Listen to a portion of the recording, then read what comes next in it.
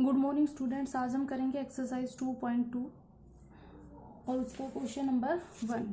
तो देखिए, जब आप ये एक्सरसाइज सोल्व करेंगे, ये application of the linear equations है। इसको सोल्व करने के लिए आपको स्टेटमेंट को अंडरस्टैंड करना बहुत ज़रूरी है। अगर आपको एक बार स्टेटमेंट समझ आ गई है क्वेश्चन की, तो आप इसको ईजिली कर पाएंगे। तो इसमें जो ट्रिकी चीज़ है बस वो है स्टेटमेंट। अगर स्टेटमेंट समझ आ गई आपको तो आप उसको ईजिली कर पाएंगे। तो देखिए क्या है हमारे पास क्वेश्चन नंबर 1।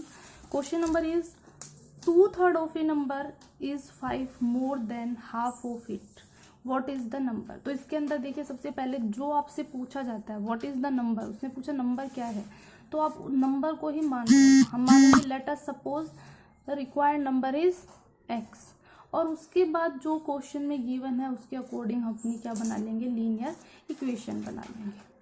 तो इसका सॉल्यूशन देखिए कैसे होगा। Solution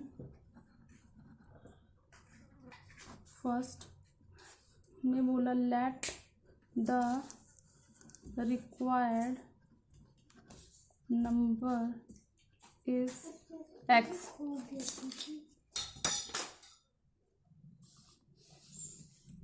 now according to question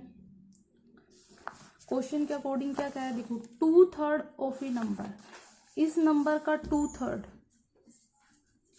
x का 2/3, 2/3x क्या है, 5 मोर है, ठीक, किससे, इसके हाफ से, हाफ ऑफ दिस, तो इसका हाफ क्या हो जाएगा, x/2।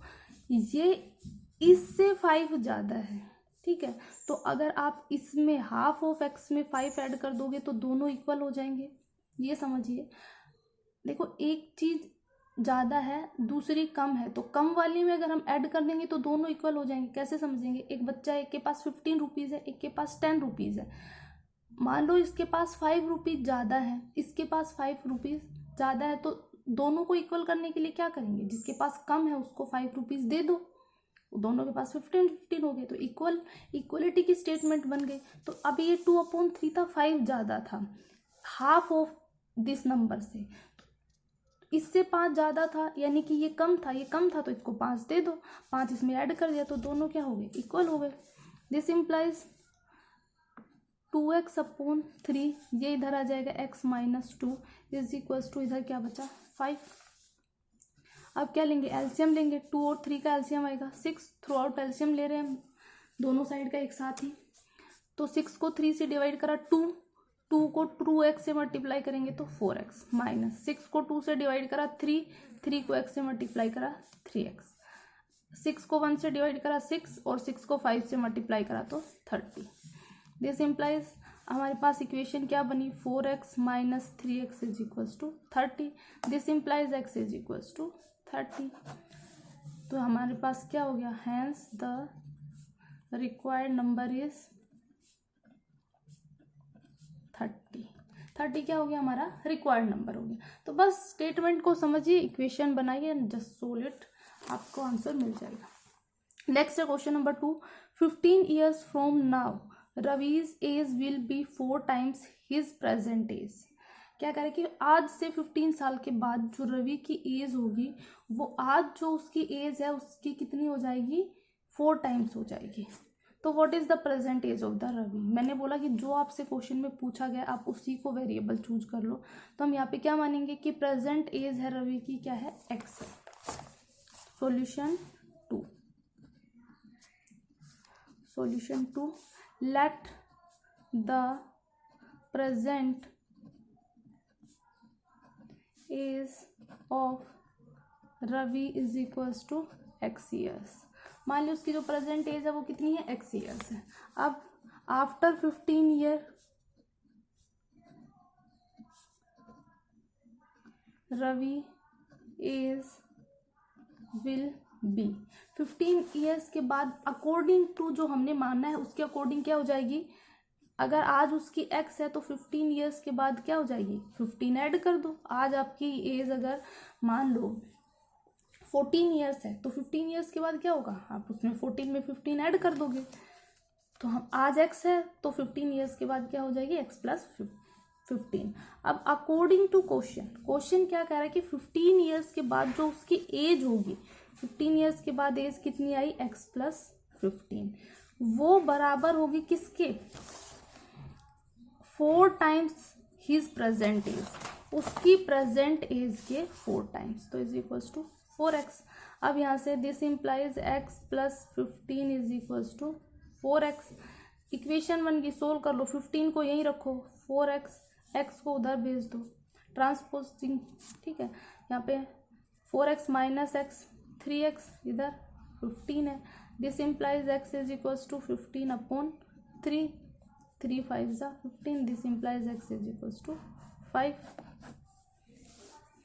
तो x क्या था, रवि की प्रेजेंट एज, तो यहाँ पे हो जाएगा हैंस रवि प्रेजेंट एज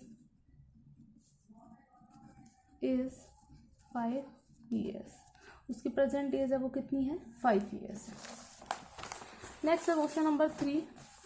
देखिए अब मैं आपको सिर्फ क्या बताऊंगी, लीनियर इक्वेशन बताऊंगी कि इनकी लीनियर इक्वेशन कैसे होगी। आप स्टेटमेंट खुद से लिखेंगे, स्टेटमेंट में ऐसा कोई डाउट नहीं है, होना चाहिए आप लोगों को, जस्ट आप हमारे पास लीनियर इक्वेशन बननी चाहिए। Ram has 3 times as many rupees 2 coins as he has rupees 5 coin. ये समझिए, देखो राम के पास 3 गुना है 2 रुपए के कॉइन, ठीक है, किससे, 5 रुपए के जितने कॉइन है उससे 2 रुपए के कॉइन है वो 3 टाइम्स है। सपोज मान लो अगर 5 रुपए के उसके पास 2 सिक्के हैं तो 2 रुपए के उसके पास कितने सिक्के हैं, 2 का 3 टाइम्स कितना हो गया, 6, ठीक है। ये भी समझिए, 3 times as many rupees 2 coins as he has rupees 5 coin, यानी कि 5 रुपए के जितने सिक्के हैं 2 रुपए के सिक्के उससे 3 गुना है, ठीक है, उसका 3 टाइम्स है। 5 रुपए के अगर मान लो उसके पास 10 कॉइन है, ठीक है, if he has 10 coins of 5 rupees then he has 10 के 3 टाइम्स कितना हो गया, 30, तो उसके पास 30 कॉइन्स किसके हैं, 2 रुपीज के। यहाँ से ये समझिए, if he has in all a sum of rupees 77, अगर मान लो दोनों को मिला के 5 रुपीज के सिक्कों को मिलाया और 2 रुपीज के सिक्कों को मिलाया, तो जो अमाउंट बन रही है वो कितनी है, 77। कुल अमाउंट उसके पास 77 रुपीज है, जिसमें कुछ 5 रुपीज के सिक्के हैं, कुछ 2 रुपीज के सिक्के हैं। How many coins of rupees 2 does he है, उसके पास 2 रुपए के कितने सिक्के हैं, ये आपको बताना है। तो हम क्या करेंगे,